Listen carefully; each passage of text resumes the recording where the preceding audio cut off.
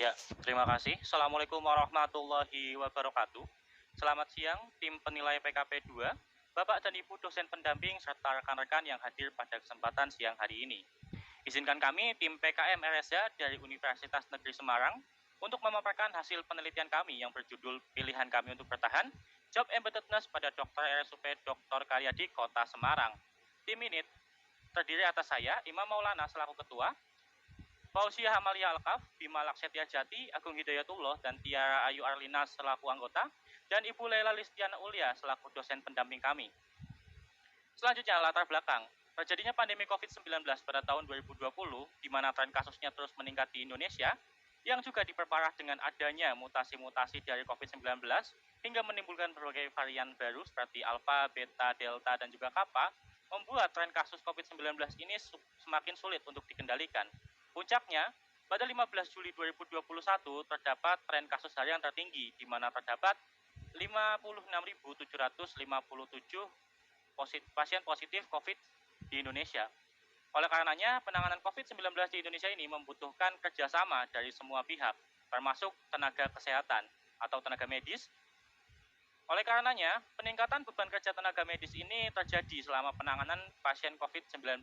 Kondisi tersebut juga diperkuat oleh pernyataan IDI melalui kompas.com, di mana overload beban kerja terjadi pada dokter yang menyebabkan burnout syndrome. Hingga per 18 Juli 2021, terdapat 545 dokter yang gugur, dengan salah satu kelompok terbanyak adalah spesialis penyakit dalam.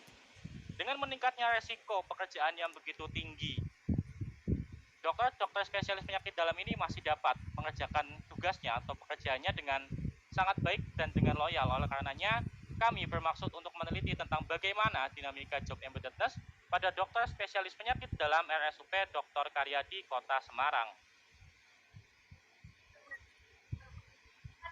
Peningkatan individu terhadap profesi dan organisasi yang ditinjau berdasarkan fit merupakan persepsi terhadap pekerjaan dan lingkungannya, link yang merupakan hubungan formal dan informal individu dengan organisasinya, dan sacrifice yang merupakan persepsi individu terhadap resiko kehilangan akibat bertahan atau meninggalkan pekerjaan.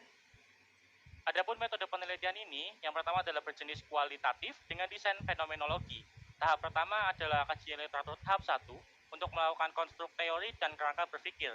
Kemudian kami melakukan konstruk instrumen melalui interview guide yang juga divalidasi oleh expert judgment dari ahli penelitian kualitatif di ranah psikologi dan juga ahli psikologi bidang industri dan organisasi. Kemudian pencarian sumber data yang dilakukan dengan berkoordinasi bersama RSUP Dr. Karyadi Kota Semarang yang dengan karakteristik dokter spesialis penyakit dalam aktif menangani pasien COVID-19. Kemudian pengambilan data secara virtual, pengelolaan data disajikan secara tertulis melalui verbatim, menggunakan teknik coding open axial dan selektif dalam analisis, kemudian diperkuat oleh kajian literatur tahap 2 untuk mengkonstruksi hasil kajian dengan kajian lain yang relevan. Konstruksi ini untuk menyelesaikan penyusunan hasil luaran sesuai dengan target yang telah ditentukan. Adapun hasil yang telah dicapai seluruhnya sudah 90%, yang terdiri dari 100% laporan kemajuan, 95% artikel ilmiah yang butuh kajian lebih lanjut, 90% laporan akhir berupa pembahasan lanjutan terkait bab 5, daftar pustaka, dan lampiran. Kami memperoleh hasil dinamika fit partisipan, yaitu prinsip pelayanan dari partisipan, totalitas, tulus berdasarkan nilai kemanusiaan dan profesional. Hal ini ditunjang karena adanya fasilitas kesehatan dan keselamatan kerja dari organisasi berupa alat pelindung diri yang sesuai anjuran WHO, vitamin, makanan bergizi, vaksinasi, tes kesehatan berkala, dan protokol kesehatan. Adapun target dan tujuan pelayanan dari para partisipan yaitu jangka pendek untuk melayani pasien, jangka menengah untuk bekerjasama dengan seluruh lini kesehatan untuk pencegahan COVID-19 dan sosialisasi terkait prosedur isolasi mandiri yang tepat. Dan yang selanjutnya adalah jangka panjang, yaitu masyarakat adaptif dan mencintai kesehatannya. Namun untuk saat ini capaian tersebut masih terhambat, terutama untuk jangka menengah dan jangka panjang, karena pada saat ini hanya mengutamakan target jangka pendek, yaitu melayani pasien, terutama pasien COVID-19. Dan untuk selanjutnya aspek pengembangan diri dan karir, yaitu mampu mengembangkan diri secara produktif melalui webinar sebagai peserta atau pembicara. Namun hal ini masih sulit dikembangkan.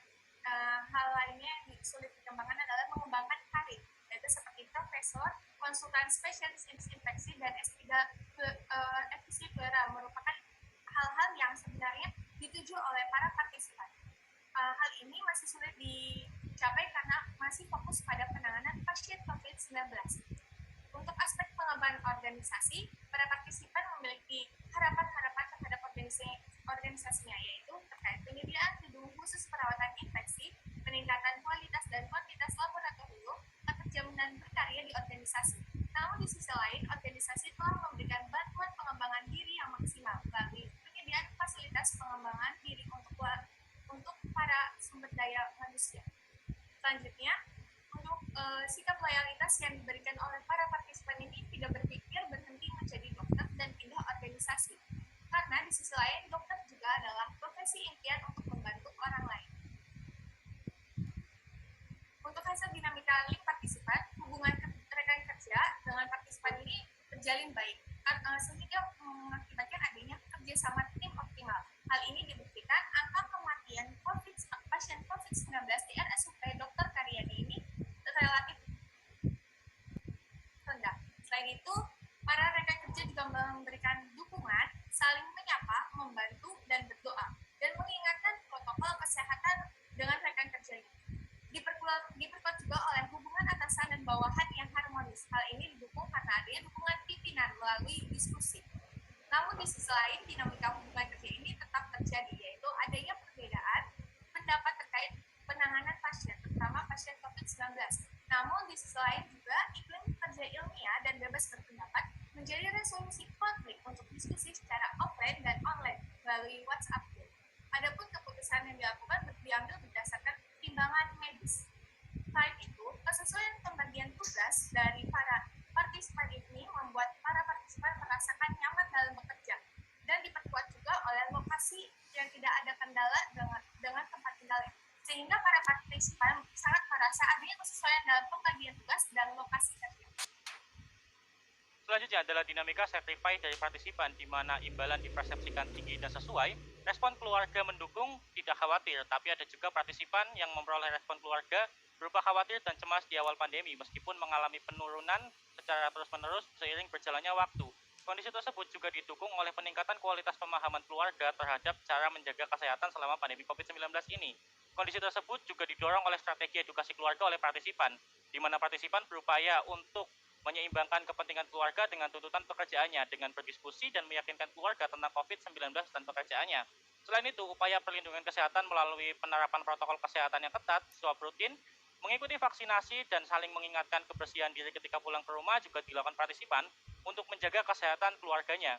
Kemudian ada juga interaksi dengan tetangga yang tanpa stigma negatif, tanpa diskriminasi, justru terdapat hubungan sosial yang baik dan kedekatan secara psikologis, di mana terdapat partisipan yang justru perannya bertambah sebagai konsultan kesehatan bagi tetangga.